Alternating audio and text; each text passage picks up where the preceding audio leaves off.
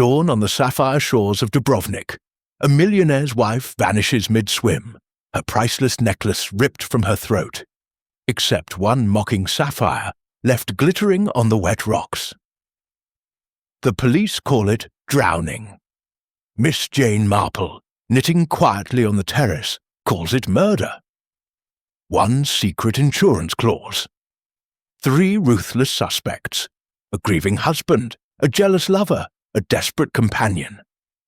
Midnight on the hidden cove, a torn map flutters from a lover's pocket, a confession cracks under moonlight, and a second body washes ashore. In a city of azure waves and buried fortunes, only an old lady's needles will unravel the truth, before the tide buries it forever. Chapter 1. An unexpected summons. The autumn sun hung low over Florence, casting a mellow, deceptive glow upon the ancient city's rooftops and spires. The Arno River wound its way beneath the bridges like a sluggish serpent, its waters murmuring secrets to the stone arches that had borne witness to centuries of human folly. In a modest pensione tucked away on the Lungano Acciaiuoli, far from the bustling throng of tourists, Miss Jane Marple occupied a small sitting room with a view of the river.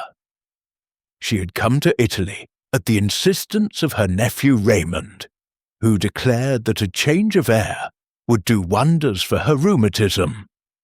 Florence in the off-season Aunt Jane, he had written, quiet, cultured, and utterly restorative. Miss Marple, however, found little restoration in idleness. She sat by the window in a high-backed chair, her silver hair neatly pinned beneath a sensible hat, her hands busily employed with a pair of knitting needles. The wool was a serviceable grey, destined to become bed socks for Raymond himself. A practical gift, she thought, for a young man who spent far too much time dashing about London in inadequate footwear. The rhythmic click-clack of the needles provided a soothing counterpoint to the distant clamour of the street below. The cries of vendors hawking chestnuts, the clip-clop of horse-drawn carriages ferrying sightseers to the Uffizi, and the ever-present chime of church bells marking the hour. She paused to adjust her spectacles and gaze out at the Ponte Vecchio, that curious bridge laden with shops like a jeweller's box spilled across the water. How extraordinary, she reflected, that commerce should thrive suspended over a river. In her mind, it evoked comparisons to certain villages she had known, where gossip flowed as freely as the streams beneath the willows. Human nature, after all, was much the same everywhere. Petty jealousies, hidden grudges, the occasional outburst of passion disguised as accident.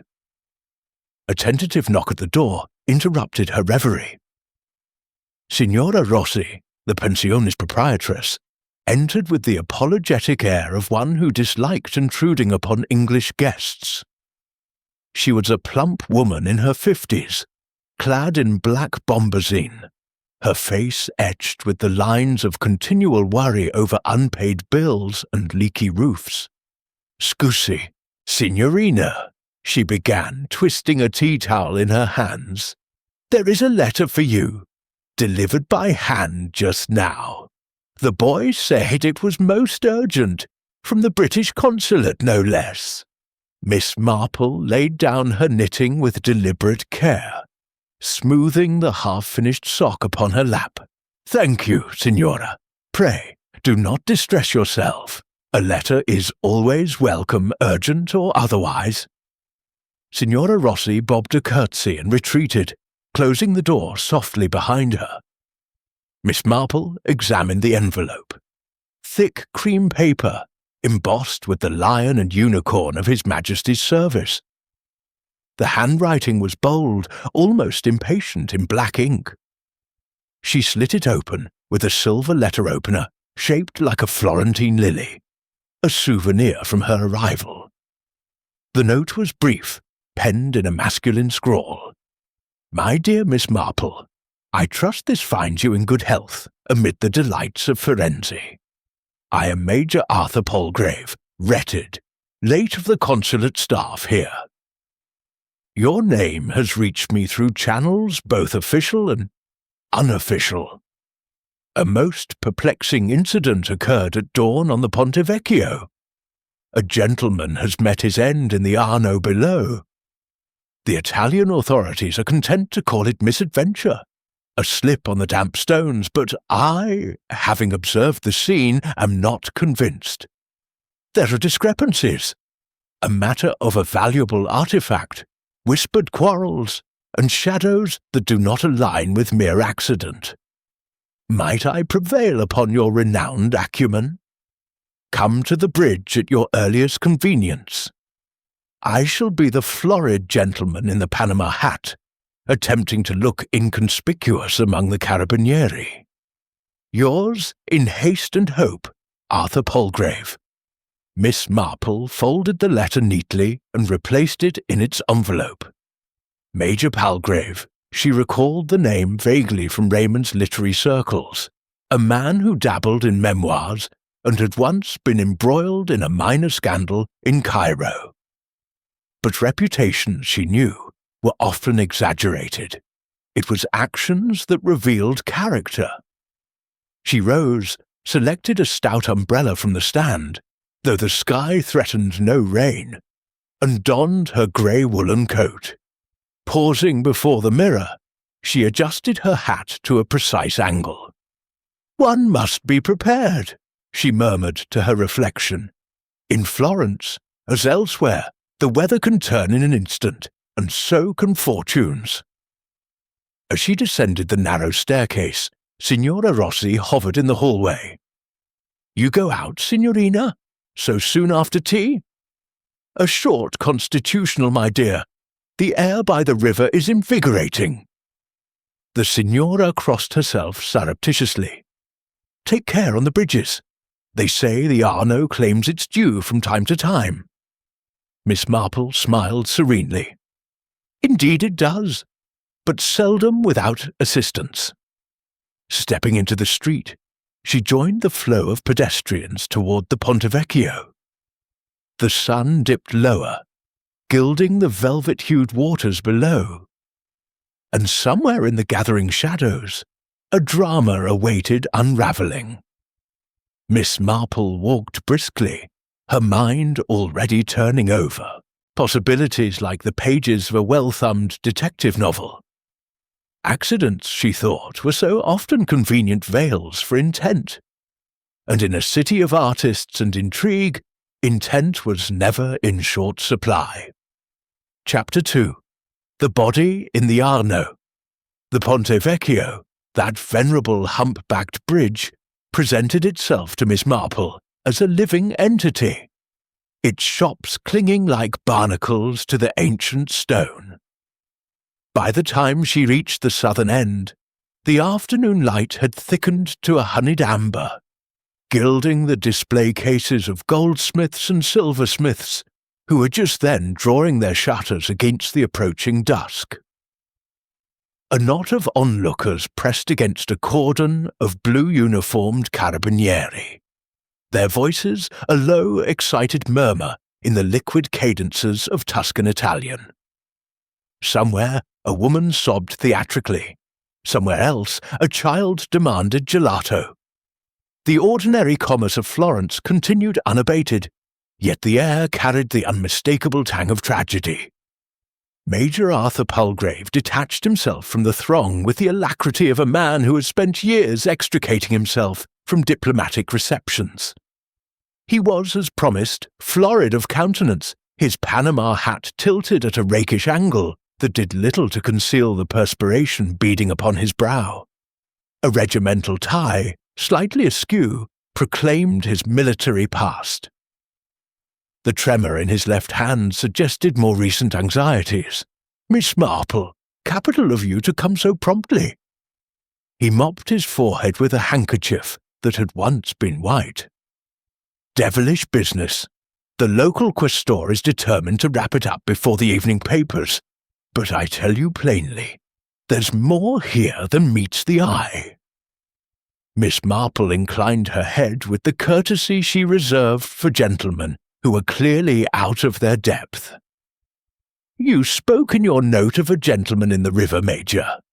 Might we begin with the essentials? Name, circumstances, and, most particularly, why you doubt the official verdict." Palgrave glanced about, as though the very stones might overhear. "Name, Enrico Valenti, 47, antiquities dealer. Shop directly above us. See the sign, Valenti and Moretti, Oggetti d'arte antica.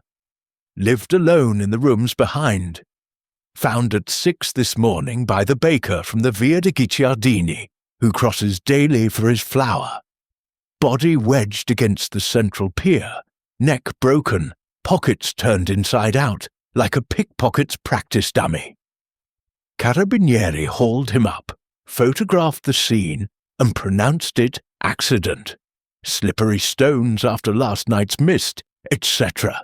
But look here." He led her beneath the archway where the crowd was thinnest. The paving stones still bore a dark, irregular stain, roughly the length of a man's torso.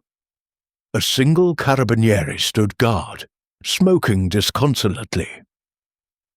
"Observe," Palgrave continued, lowering his voice to a conspiratorial rumble. "The rail is chest-high on a man of Valenti's stature, 5'9", according to his passport. The stones were damp, yes, but not treacherous. I tested them myself an hour ago. Moreover, the body was found 30 feet downstream from the point of supposed fall. The current is sluggish here. It would not carry a grown man so far in the time elapsed. And then there is this." From his waistcoat pocket, he produced a small object wrapped in tissue. Unfolding it with reverence, he revealed a shard of pale green glass, no larger than a sixpence, etched with a minute Byzantine cross. "Found it clutched in Valenti's right hand. The police dismissed it as river debris. But I happen to know Valenti was expecting delivery tonight of a reliquary, 11th century Constantinopolitan workmanship, emerald glass panels in gilded silver, worth a fortune to the right collector. He mentioned it to me only yesterday over an aperitivo at Café Rivoire. Boasted that the deal would set him up for life." Miss Marple turned the fragment between gloved fingers. "And the right collector, Major. Did Signor Valenti name names?" Palgrave hesitated. He was cagey. Said only that the buyer was nobiltà ma non troppo onesta. Noble, but not overly honest. There was talk of a midnight exchange beneath the third arch. Valenti laughed it off as romantic nonsense, but his eyes were uneasy. And then he leaned closer, his breath warm with grappa. "Yesterday afternoon, a most public quarrel in the shop. I was browsing cameos next door. Voices carried through the wall. Valenti and his partner, Luca Moretti. Accusations of double-dealing. Threats to dissolve the partnership. Moretti stormed out, white as parchment. And there is a woman in the case, Contessa di Saminiati, seen leaving Valenti's premises at midnight by the night watchman, alone and in some haste." Miss Marple's gaze drifted to the stain upon the stones. "3 motives before luncheon," she murmured, "greed, betrayal, and passion. How very economical of Florence to provide them all in one morning." A sudden commotion interrupted them. The carabinieri were dispersing the crowd.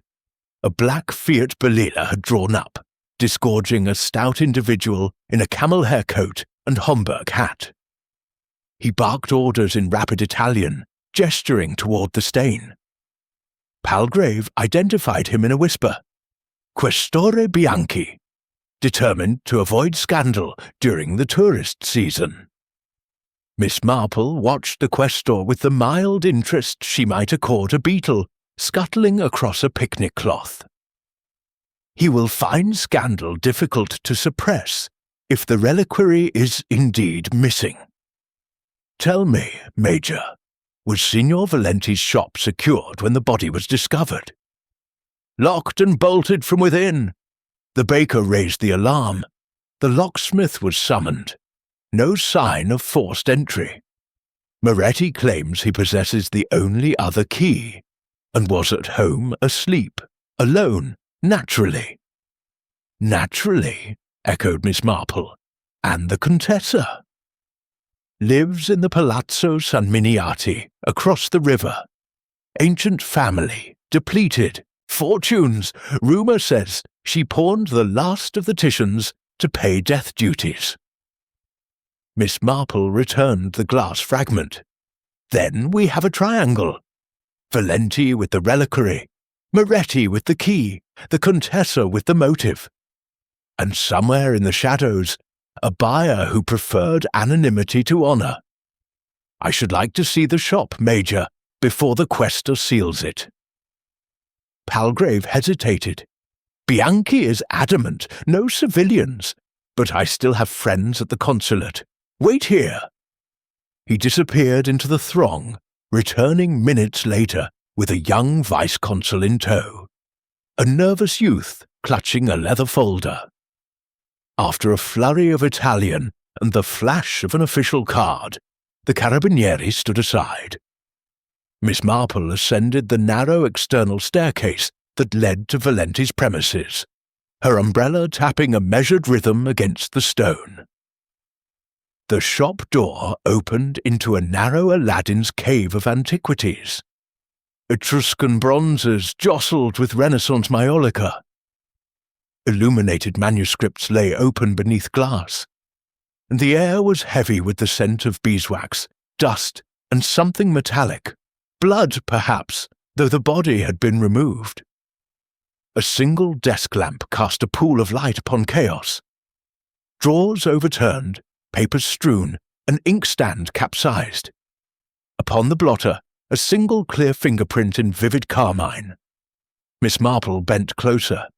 Lip rouge, Venetian sunset, if I'm not mistaken. A shade much favoured by ladies of a certain age who wish to appear younger than they are. Palgrave snorted. The Contessa affects a subtler rose. Precisely. And observe the angle of the print. Thumb and forefinger, as though gripping a pen or a small object. Someone wrote in haste after the murder. On the floor lay a torn scrap of vellum, its edge ragged, as though ripped from a larger sheet. Miss Marple retrieved it with tweezers produced from her handbag. Deliver by the third arch before cockcrow. No police, or the saints will weep. The handwriting was educated, impatient.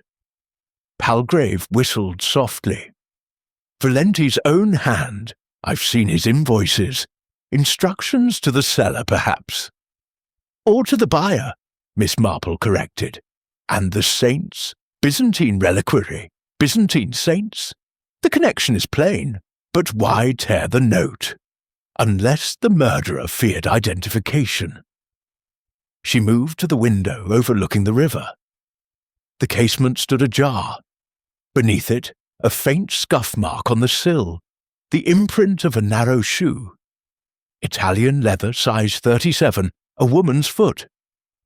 From this height, the drop to the water was sheer. No ladder, Palgrave muttered. No rope. How the deuce did the killer leave? Miss Marple's eyes narrowed. Perhaps he did not leave at all. Perhaps he was invited. A sudden clatter of footsteps announced the arrival of Luca Moretti himself. He was younger than Miss Marple had expected, scarcely 35, with the sallow complexion of one who spends his days among artifacts rather than sunlight. His mourning was immaculate, black armband, black tie, but his eyes darted like a ferret's. Major Palgrave, this is intolerable. The questor seals my livelihood on the word of a baker. Enrico was careless, always leaning out to watch the barges, the reliquary, a bauble, nothing more. We had agreed to dissolve the partnership amicably. His gaze fell upon Miss Marple. And this signora is Miss Marple, Palgrave supplied, an authority on unusual accidents. Moretti's bow was perfunctory.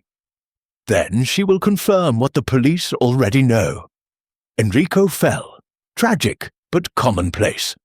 Now, if you will excuse me, I must inventory the stock before Bianchi's men confiscate everything.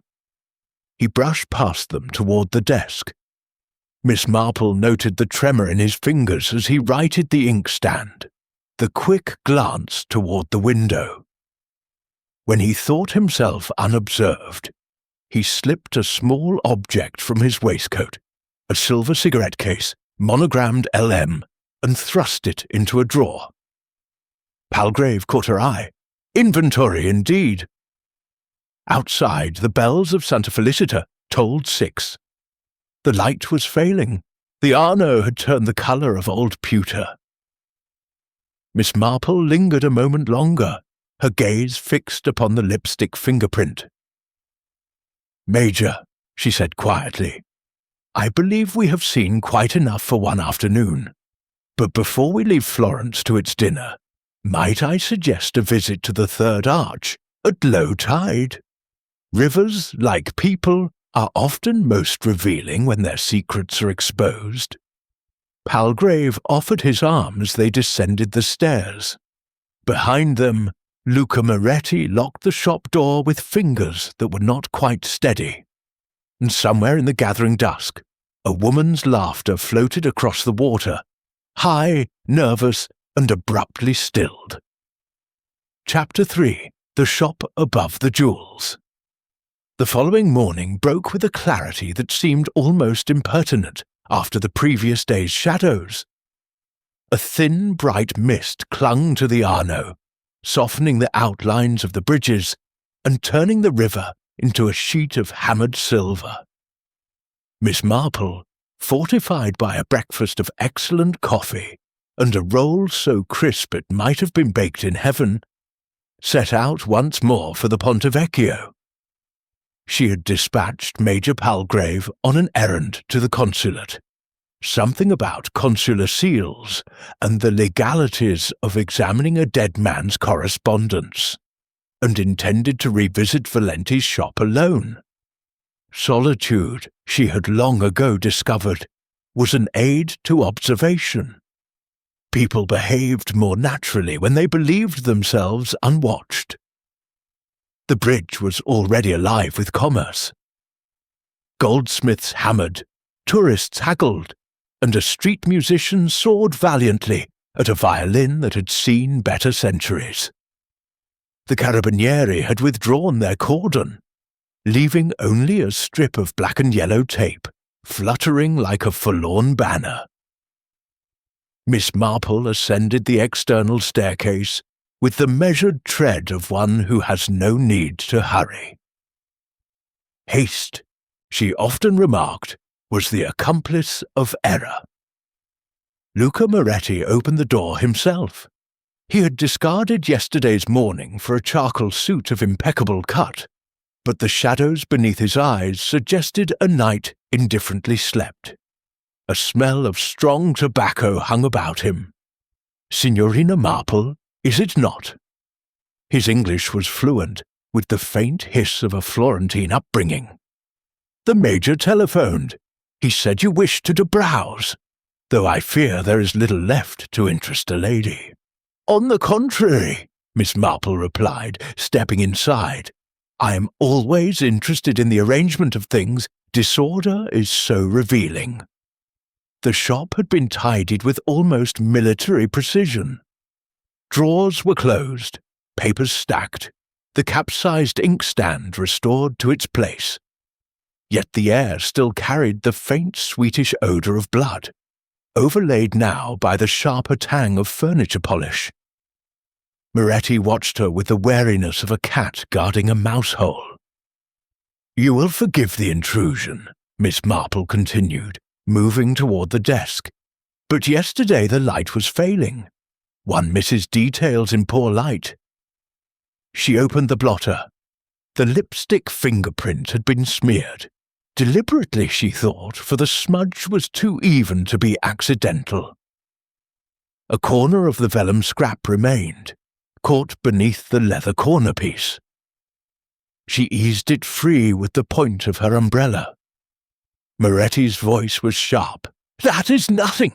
A memorandum of Enrico's. He was forever jotting reminders." "About deliveries beneath the third arch?" Miss Marple inquired mildly. "Before cockcrow, no police or the saints will weep. Most poetic for a business note." Moretti snatched the scrap from her fingers. "A fanciful client. Collectors are eccentric. The reliquary was to be examined by moonlight. Some nonsense about authenticity under natural light. Enrico humoured them." He turned away to unlock a display cabinet, but not before Miss Marple noticed the pulse beating in his temple. She drifted toward the window. The scuff mark on the sill had been dusted with talcum powder. Someone attempting to obliterate footprints, perhaps. The casement opened easily. The drop to the river was vertiginous. "Signor Moretti," she said, "did Signor Valenti keep a boat?" "A small punt, yes. Moored beneath the bridge. He liked to fish at dawn. Trout, he claimed, though the Arno yields mostly mud." Moretti's laugh was brittle. "The police have it now. Evidence, they say." Miss Marple leaned out. Directly below, the water lapped against the central pier. A narrow ledge, no more than 6 inches wide, ran along the stonework, enough for a careful foot, perhaps, but not for a man in haste. She closed the window. "Tell me about the partnership," she said, turning back to the room. "How long had you and Signor Valenti been associated?" 5 years. I brought capital. Enrico brought reputation." Moretti's mouth twisted. He had contacts in the black market during the war. Relics, icons, whatever the Americans would pay for. After 45, we went legitimate, mostly. "Mostly," Miss Marple echoed. "And the reliquary?" "A coup. Acquired through a monastery in Ravenna. The monks were desperate, roof collapsing, taxes unpaid. Enrico negotiated. I handled the provenance." He hesitated. "There was disagreement about the division of profit." "Enough disagreement to quarrel in public." Moretti flushed. "A misunderstanding. Enrico wished to sell privately. I insisted on an auction, Sotheby's perhaps, more transparent. More profitable for both," Miss Marple observed. "Yet he refused, curious.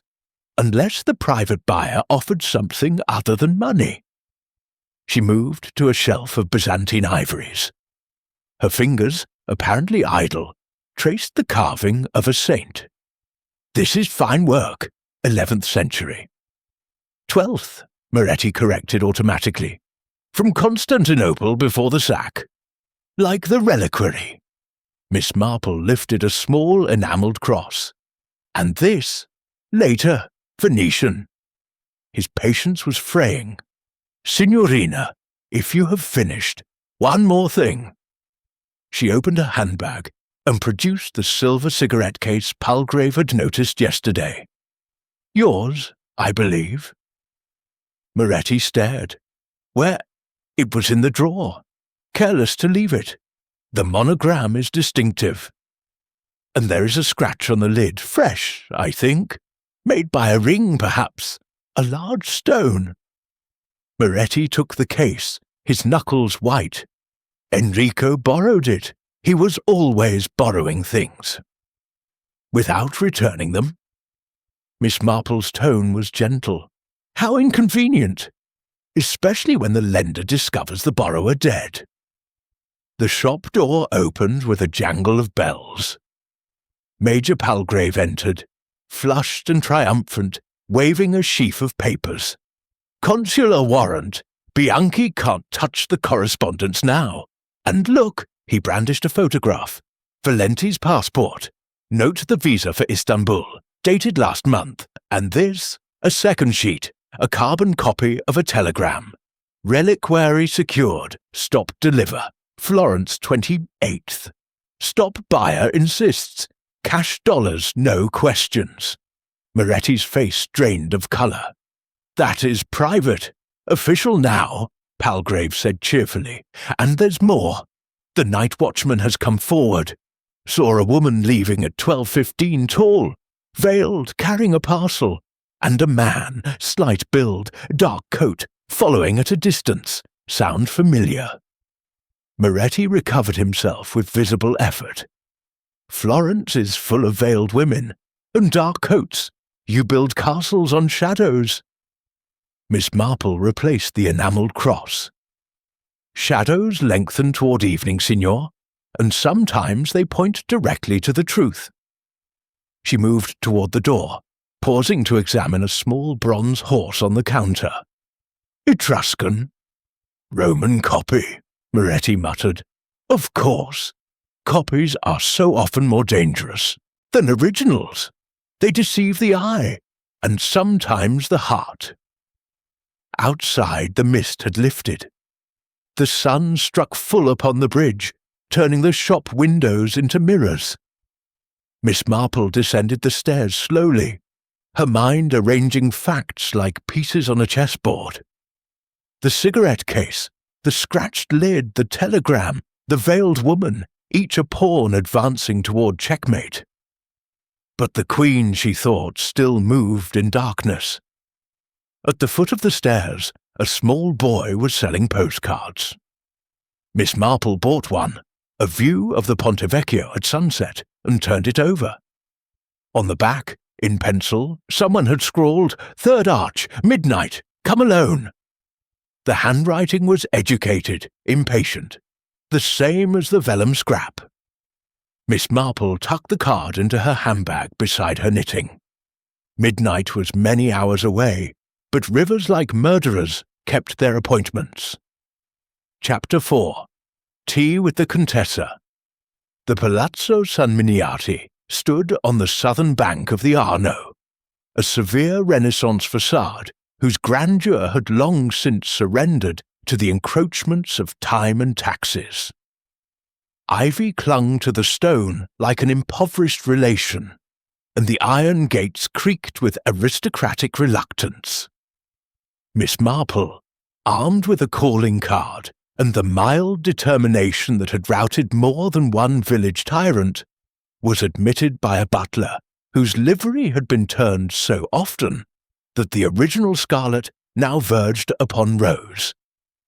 He conducted her through corridors where ancestral portraits gazed down with the weary disdain of those who have seen fortunes dwindle. The Contessa di San Miniati received her in a saloon overlooking the Boboli Gardens. The room was a museum of faded magnificence. Gilt consoles supported Sèvres urns. Threadbare tapestries depicted the triumphs of long-dead condottieri, and a chandelier of Murano glass trembled in the draught from ill-fitting windows. The Contessa herself was a triumph of art over age. Tall and slender, she wore black lace with the authority of a cardinal, her silver hair coiled beneath a mantilla of Spanish lace. Only the faintest tremor in the hand that lifted the teapot betrayed that time had not been entirely conquered. Miss Marple, how charming! Her English was faultless, acquired, one suspected, in the finishing schools of a Europe that no longer existed. "Do sit. The bergamot is from Fortnum's, my last tin smuggled past the customs by a diplomatic friend. One must preserve the amenities." Miss Marple accepted a chair whose brocade had once been crimson. "You are too kind, Contessa.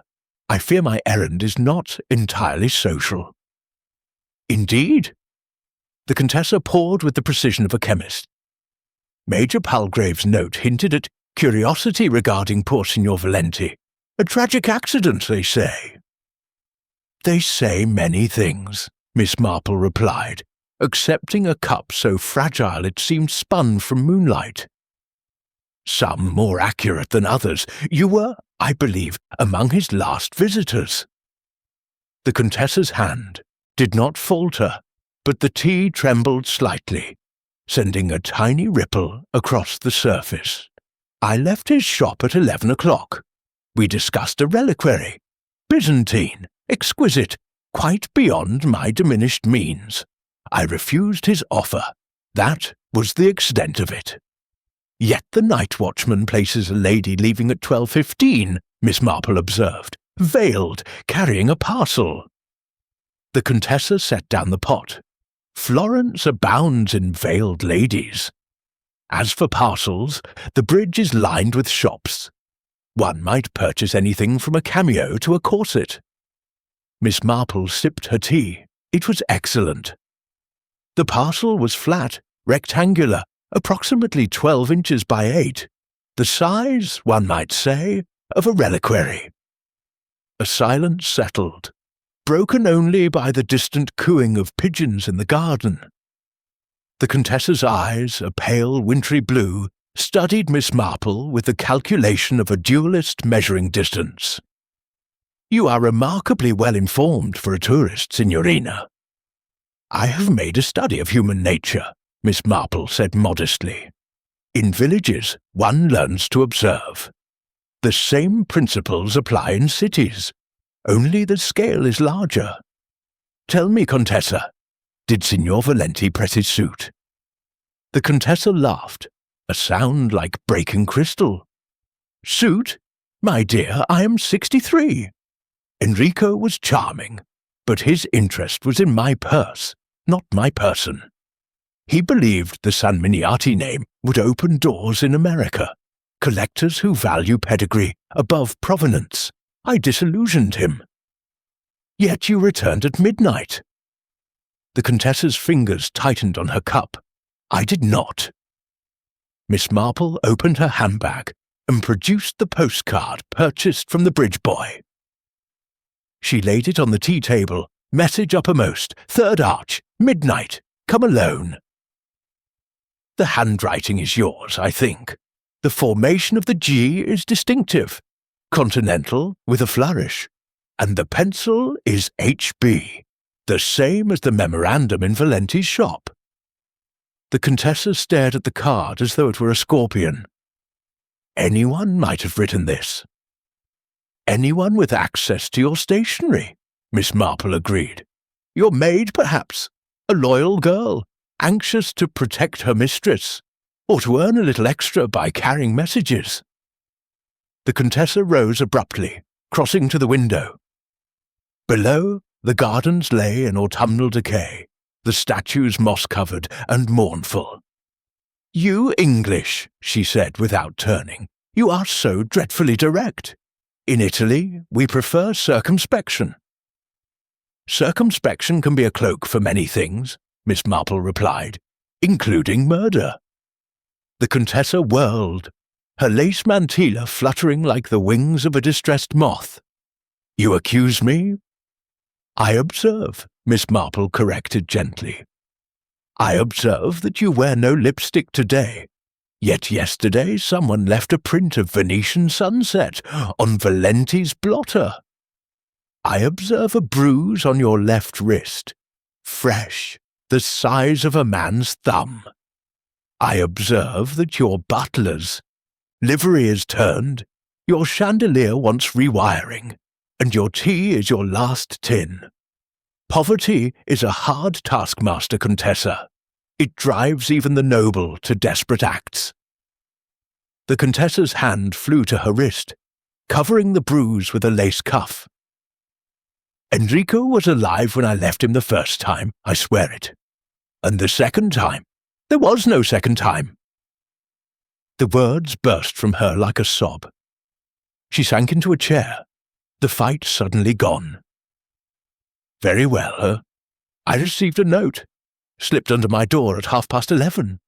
It said Valenti had the reliquary and would sell it to me alone for $10,000. Cash! I went.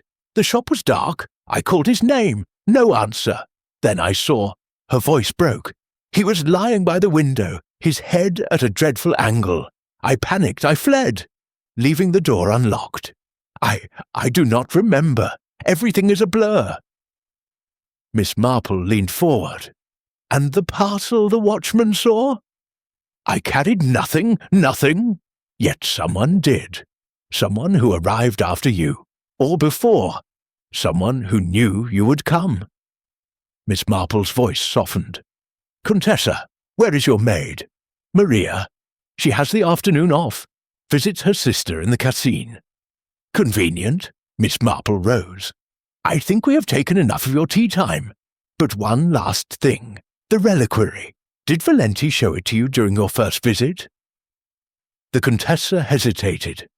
He opened the safe. It was there, wrapped in velvet. Beautiful. Emerald glass, gold filigree. He said it contained a fragment of the true cross. I laughed. He did not. Miss Marple nodded. Thank you. You have been most helpful. At the door, the Contessa caught her sleeve. Signorina, if it was not accident, who killed him, and why? Miss Marple patted the trembling hand. That, my dear, is what we must discover before the Arno claims another secret. In the entrance hall, the butler was polishing a tarnished candelabrum with morose dedication. Miss Marple paused. Your mistress is distressed, she said. Perhaps a glass of marsala. The butler's face remained impassive. The Contessa does not drink marsala, signorina. Only grappa, and that rarely. Quite. And the maid, Maria, what is her surname? Rossetti. She has been with the family since a girl. Miss Marple thanked him and stepped into the street. The sun was sinking behind the hills, painting the Arno blood red. Somewhere in the city, a church bell tolled the Angelus. Miss Marple walked toward the river, her mind busy with images. A bruised wrist, a forged note, a safe opened and closed. The Contessa had told the truth and lied within the same breath. But whose hand had struck the blow? And where was the reliquary now? At the corner of the Lungano, a flower seller offered late roses. Miss Marple bought a single white bloom. For remembrance, she murmured, tucking it into her buttonhole. And for those who have none. Chapter 5. The Third Arch. The clocks of Florence had struck 11 when Miss Marple stepped from the shadow of the Palazzo Vecchio into the narrow alley that led to the river. The night was mild, almost languid, with a moon so full it seemed to press the city into silver submission. The Arno itself lay like a ribbon of black velvet, reflecting the lamps along the Lungano in trembling coins of light. Somewhere a nightingale sang, absurdly romantic, and the scent of jasmine drifted from a hidden courtyard. Yet beneath the beauty ran a current of unease, as though the city held its breath. Miss Marple carried no lantern. Her grey coat and darker hat made her one more shadow among many. She had dismissed Major Palgrave's offer of escort with gentle firmness. You would only fidget, Major, and fidgeting is fatal to observation.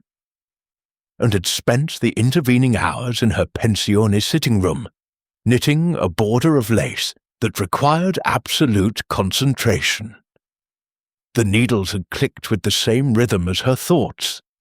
The Contessa's bruise, the forged postcard, the cigarette case with its telltale scratch, the absence of the reliquary.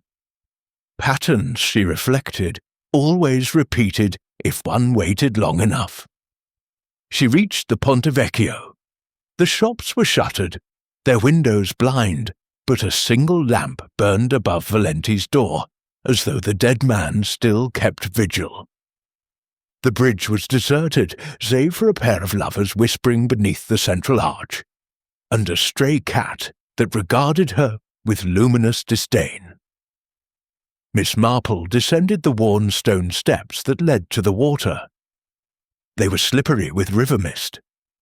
She steadied herself with the umbrella, counting as she went 1, 2, 3 arches.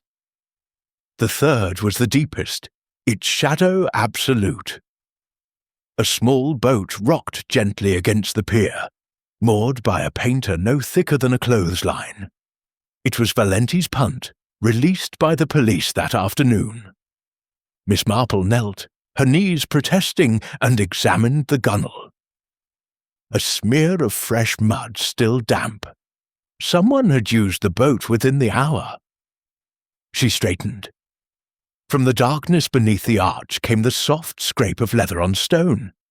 A figure emerged, slight, cloaked, a veil drawn across the lower face.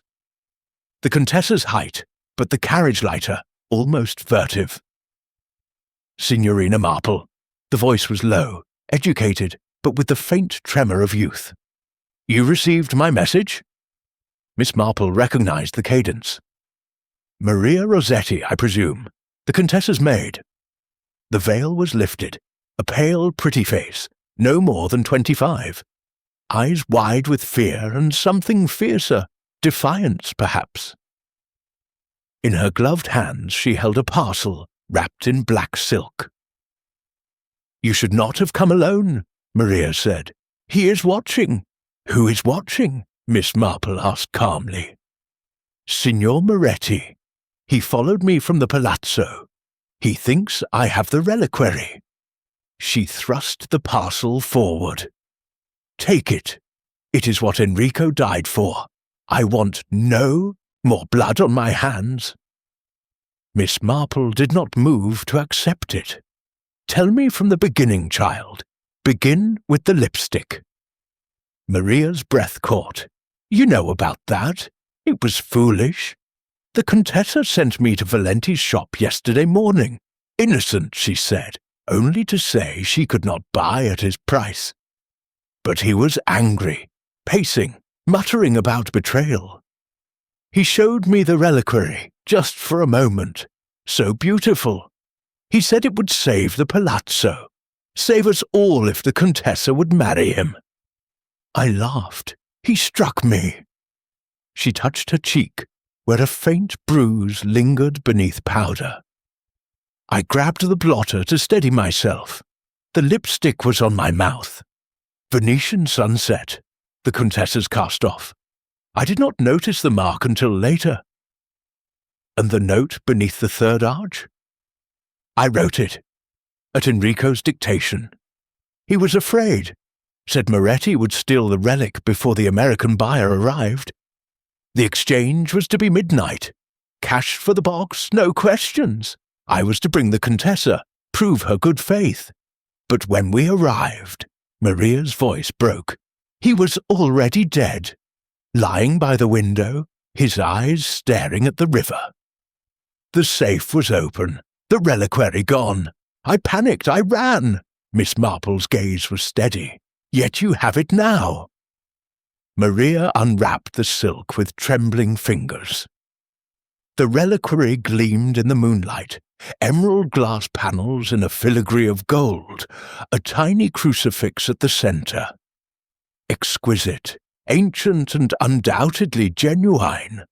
I found it this evening, she whispered, hidden in the punt beneath the seat. Moretti must have dropped it in his haste. He killed Enrico, I am certain. They quarrelled over the price.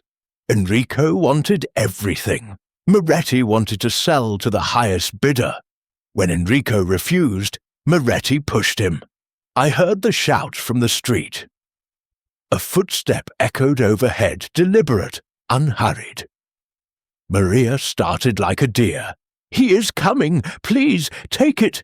Miss Marple stepped back into the deeper shadow. No, my dear. You will give it to the proper authorities. But first, we must be sure. The footsteps descended the steps. Luca Moretti appeared, a silhouette against the moonlit water. In his right hand glinted a small pistol. "Very touching," he said. His voice was conversational, almost amused. "The loyal maid returns the treasure, but you are too late, Maria. And you, Miss Marple, interfering English women should stay in their villages." He raised the pistol. Maria gave a strangled cry and flung the reliquary toward the river. It arced glittering, and would have vanished beneath the surface had not a hand, Miss Marple's, shot out with surprising swiftness to catch it by the chain. "Careless, signor," she said mildly. "Antiquities are fragile." Moretti's laugh was ugly. "Drop it, old woman, or I shoot the girl first." Miss Marple regarded him over her spectacles. "You will shoot no one, Signor Moretti. Major Palgrave is at the top of the steps with 2 carabinieri, and the questore himself is crossing the bridge. They have been watching since dusk." It was a bluff, but Moretti hesitated, glancing upward. In that instant Maria darted past him, scrambling up the steps. Moretti lunged after her, and Miss Marple, with the precision of long practice, hooked her umbrella around his ankle. He stumbled, arms windmilling, and the pistol exploded harmlessly into the night. Before he could recover, Palgrave's burly form thundered down the steps, followed by the clatter of official boots. "Got you, you blackguard!" Palgrave roared, pinning Moretti's arms. The carabinieri snapped on handcuffs with satisfying clicks. Miss Marple retrieved the reliquary from where it had fallen, miraculously intact. She wrapped it once more in the silk. "A neat confession, signor," she said to the struggling Moretti. "You followed Valenti to the midnight meeting, quarrelled, pushed him from the window. In the struggle, the reliquary fell into the punt below. You climbed down the ledge, your shoe marks were on the sill, retrieved it, but dropped your cigarette case in the boat. Maria's note brought the Contessa. You hoped to implicate her. When the body was found, you smeared the lipstick print to confuse the trail. But you overlooked the mud on the gunnel and the scratch on the case, made by the Contessa's emerald ring when she struck you yesterday afternoon in the shop." Moretti spat a curse, but the fight had gone out of him. Palgrave mopped his brow. "How the devil did you know about the ring?" Miss Marple smiled. "The bruise on the Contessa's wrist was defensive." And Moretti's left cheek bore the faintest green stain, emerald dust, from the stone. "Details, Major. They always tell." As the carabinieri led Moretti away, Maria sank onto the lowest step, weeping silently. Miss Marple placed a gentle hand on her shoulder. "Courage, child. You have done right. The reliquary will be returned to the monastery. The Contessa will be spared scandal. And you will find honest work, I dare say, with a reference from the British consulate." Maria looked up, tears silver on her cheeks. "You are kind, Signorina." "Not kind," Miss Marple corrected. "Merely just. There is a difference." Above them, the moon sailed clear of a cloud, bathing the third arch in cold, revealing light. The Arno flowed on, indifferent, carrying the echoes of footsteps into silence. Chapter 6. The Reliquary Revealed. The Questura of Florence occupied a stern ochre palazzo on the Via San Gallo, its corridors echoing with the measured tread of officialdom and the occasional clatter of a typewriter. By 10 o'clock the following morning, the principal actors in the drama beneath the Ponte Vecchio had been assembled in a room that smelled of ink, tobacco, and the faint, acrid residue of fear. Questore Bianchi presided behind a desk the size of a billiard table. His Homburg had placed precisely before him like a judge's wig. Major Palgrave, florid and triumphant, stood at Miss Marple's elbow. Luca Moretti, pale and sullen, sat flanked by two impassive carabinieri. Maria Rossetti, summoned from the Palazzo San Miniati, hovered near the door, twisting a handkerchief into knots. The reliquary itself lay on a square of black velvet in the centre of the desk, gleaming with an almost malevolent beauty under the harsh electric light. Questore Bianchi cleared his throat with the gravity of a man about to pronounce sentence. "Signor Moretti, you have confessed to the murder of Enrico Valenti. Is this correct?" Moretti's eyes flicked toward Miss Marple, then away. "I have said enough. The old woman trapped me." "By listening," Miss Marple murmured, "a habit much neglected in modern times." Bianchi ignored her. "You pushed Valenti from the window during a quarrel over the reliquary. You then descended to the punt, intending to retrieve the object, but were interrupted by the arrival of the Contessa di San Miniati. You hid, watched her discover the body, and fled.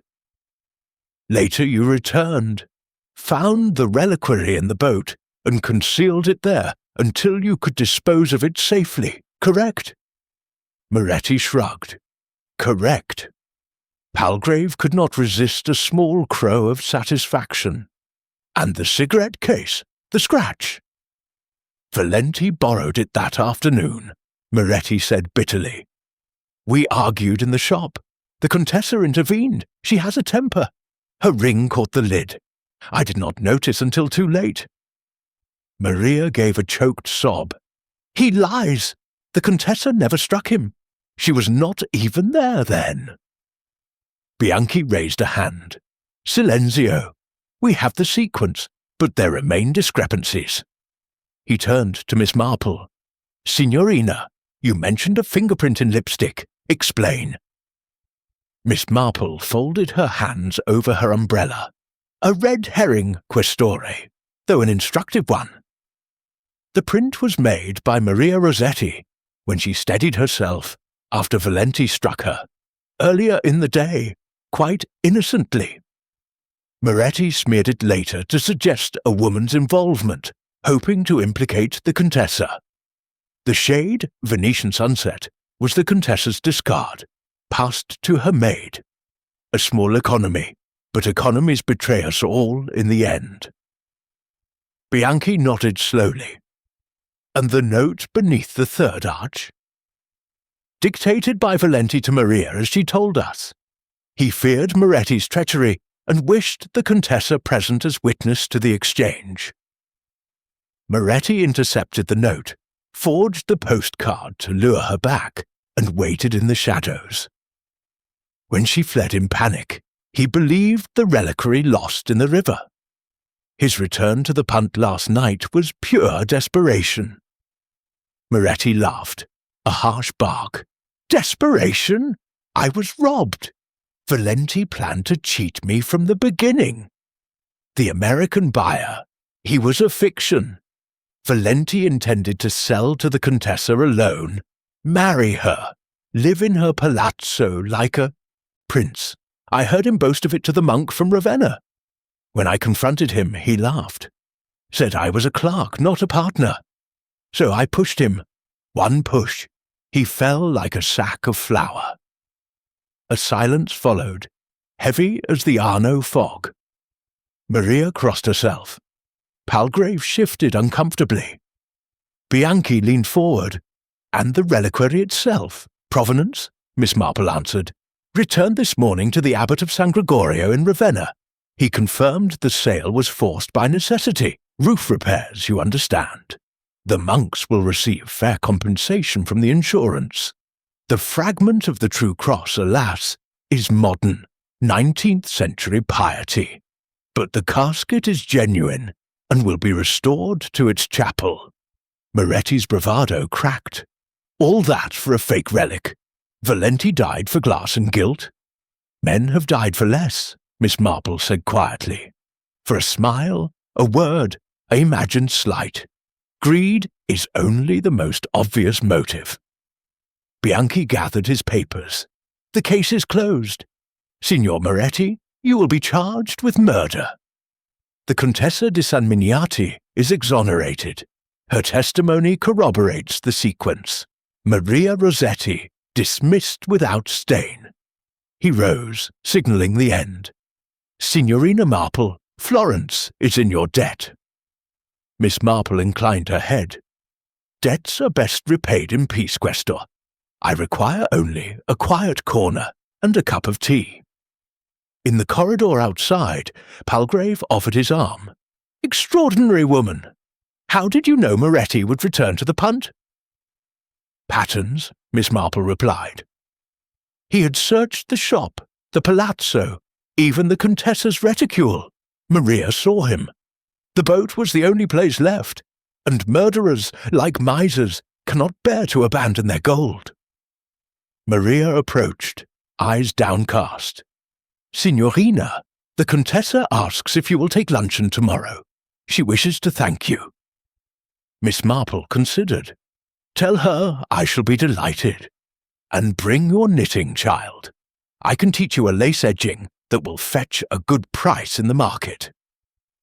As they emerged into the sunlight, the bells of the Duomo began to peal, joyous and absolving. The Arno glittered below, washed clean of its brief stain. Miss Marple paused on the threshold. One more thing, Major. The shard of green glass you found in Valenti's hand. Planted by Moretti, I suppose, to suggest robbery. No, Miss Marple said softly. That was Valenti's own. He clutched it as he fell, his last act perhaps to protect the secret, a message in miniature.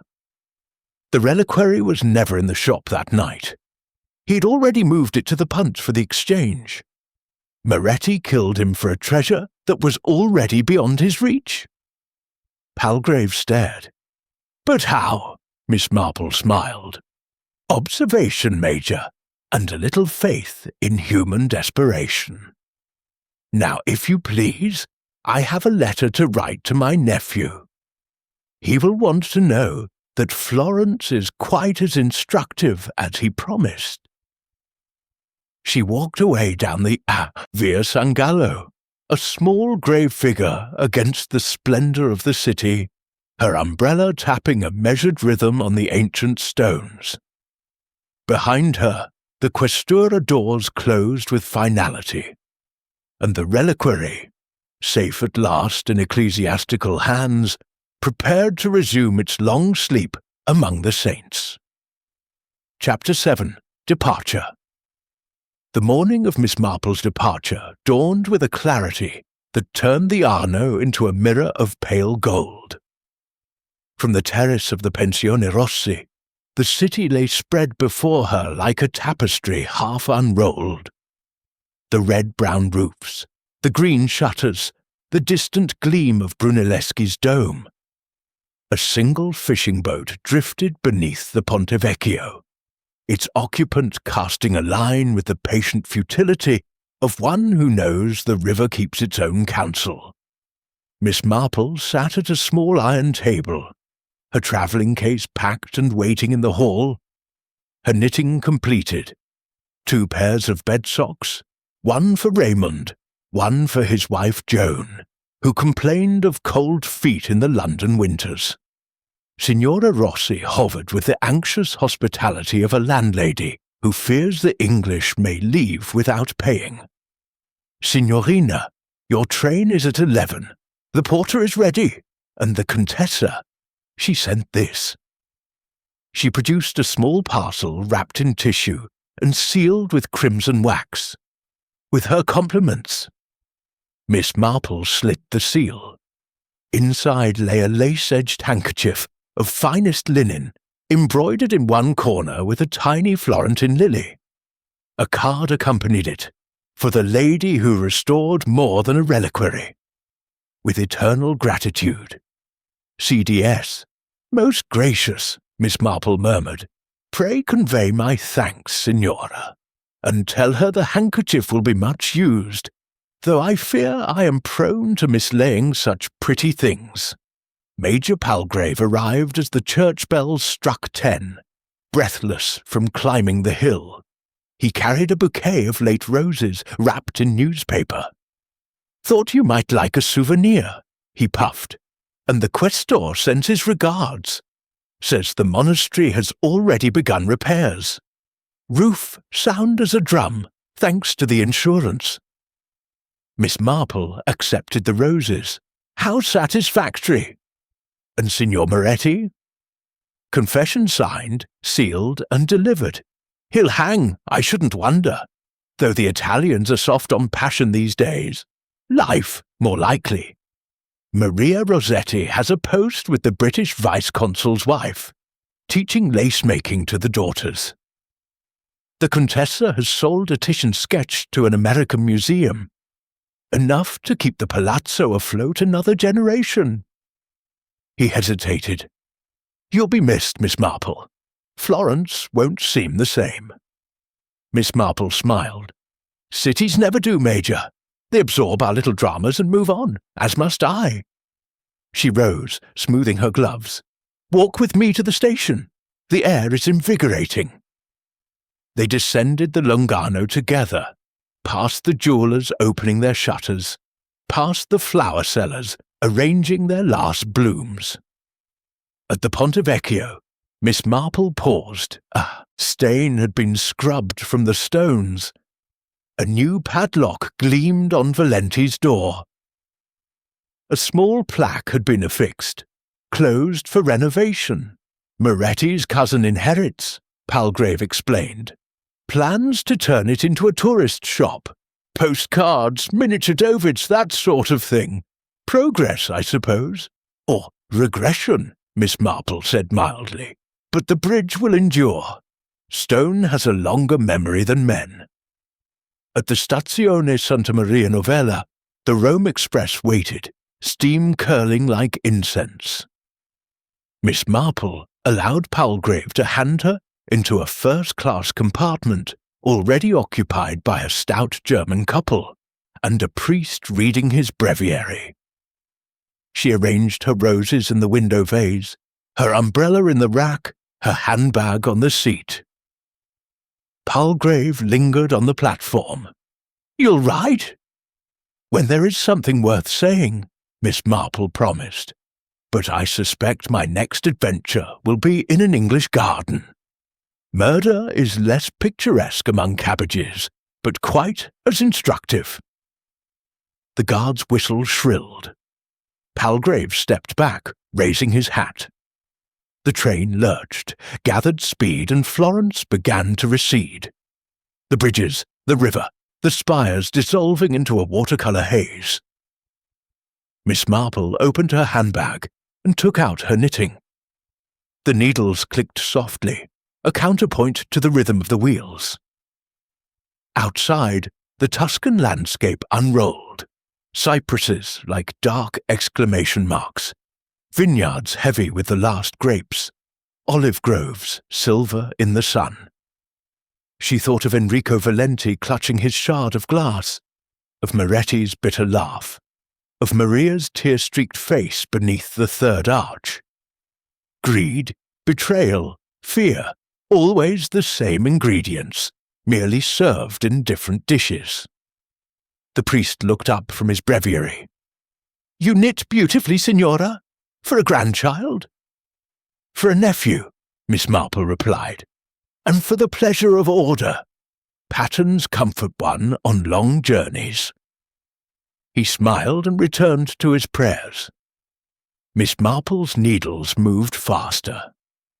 By the time the train crossed the border into Switzerland, the second pair of bed socks would be finished, and the memory of Florence, velvet bridges, emerald glass, a woman's bruised wrist, would be folded away like the lace handkerchief in her reticule. Not forgotten, merely catalogued, ready for the next time human nature repeated its ancient dance.